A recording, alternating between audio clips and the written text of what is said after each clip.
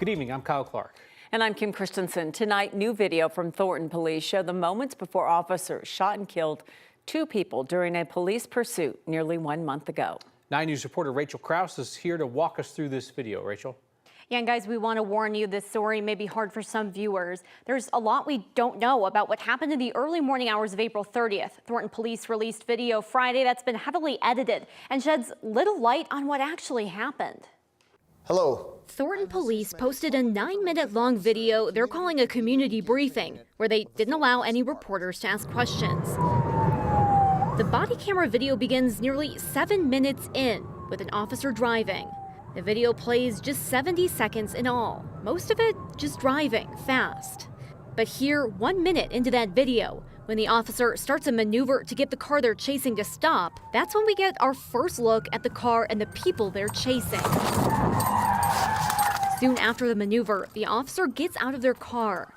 1 second later, they have their weapon in their hand. You hear the officer shout, "Hands up," to the people in the car. One person appears near the vehicle. It's hard to tell if they're trying to lay down or fall down, but they immediately appear to try and get back up. That's when the video goes dark. Immediately after, you hear several shots being fired. The police-provided and edited video describes it as officers fire shots. It's not immediately clear how many shots were fired, or if all of the shots were fired by officers, as the video from Thornton police never resumes. Thornton police provide images of 2 people dead on the ground. In one of the images, a weapon appears next to one of the suspects. It's unclear how much time has passed or how the weapon ended up there, because Thornton police didn't provide the full video, more context, or answer questions about what happened. According to Thornton police, this all started around 2:30 in the morning of April 30th, near East 84th Avenue and Washington Street, where an officer spotted a car with no license plate. They tried to pull the car over, and they say the car didn't stop. Police say that they did not pursue the car here, but they do follow it for more than 10 miles to the area of West Alameda and South Sheridan Boulevard, when police say someone gets out of the car and fires a gun at officers. We don't have video of this part of the incident, but police did release the radio traffic from that night. Walking away. All right, he just shot at me, so we'll go ahead and initiate this. The officers then formally pursue the car, where the video appears to begin. And moments later, officers open fire, killing 2 people. The Jefferson County Coroner's Office identified one of the people killed as Jasmine Castro. They declined to release the other person's name. Now, I've reached out to the Thornton police requesting the full video of this incident and asking for clarification about why officers surveilled the car for more than 10 miles before that police chase formally began in Lakewood. We have not yet received a response. Rachel Krause, 9 News. A man accused of brutally beating his wife has been arrested. Denver police say 28-year-old Brandon Benuelos was taken into custody on Friday. His wife, Alexandra, previously spoke with 9 News. She says she told her husband she wanted a divorce earlier this month. That's when she says he attacked her. And she says it wasn't the first time. She filed a protection order in February. The district attorney will now decide what charges he will face.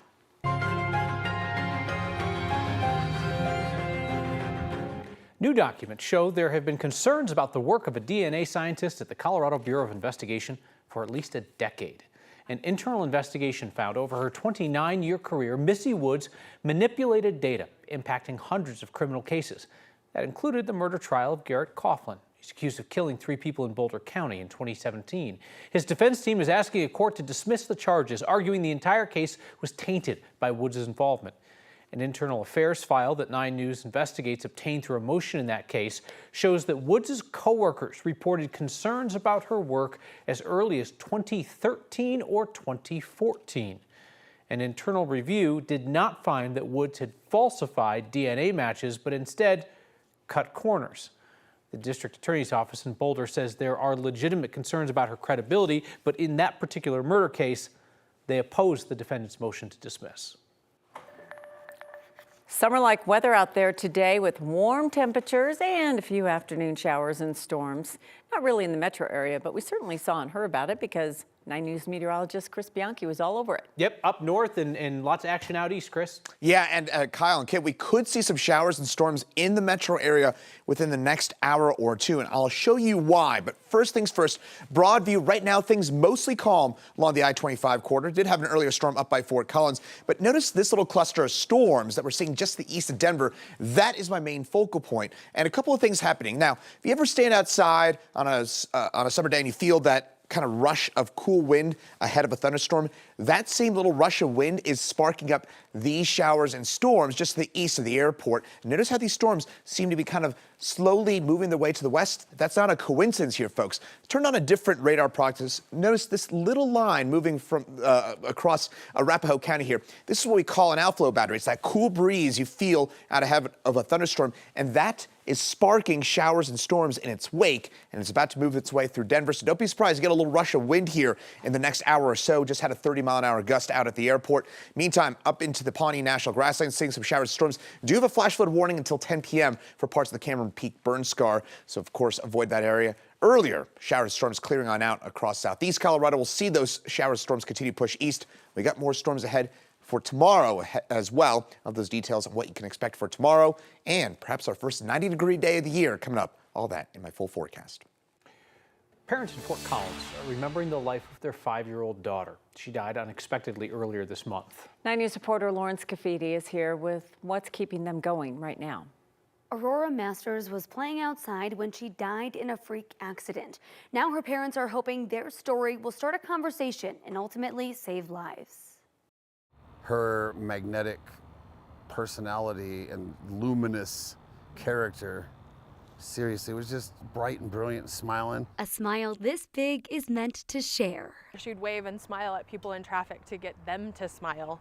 And then she would be like, Daddy, they smiled. Her parents say Aurora Masters was a 5-year-old with a big heart who loved to live in the moment and play in the yard. She gave me a kiss and a hug. And then she went outside. And this was situation normal, like this was life. She just played. Had a disc swing, so like a rope swing with a little disc on the bottom. No more than 15 minutes later, she says neighbors rang the doorbell saying something was wrong. I saw her in the tree with the swing wrapped around her neck. But I was begging, please, please don't. This is a good kid, don't do it. I felt like my life ended.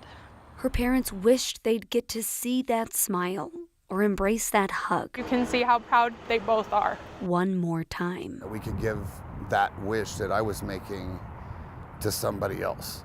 Like we could grant that. Faced with a tough decision, Who thinks about that with the 5-year-old? Aurora's parents donated her organs. I'm proud of my daughter. I was already proud, but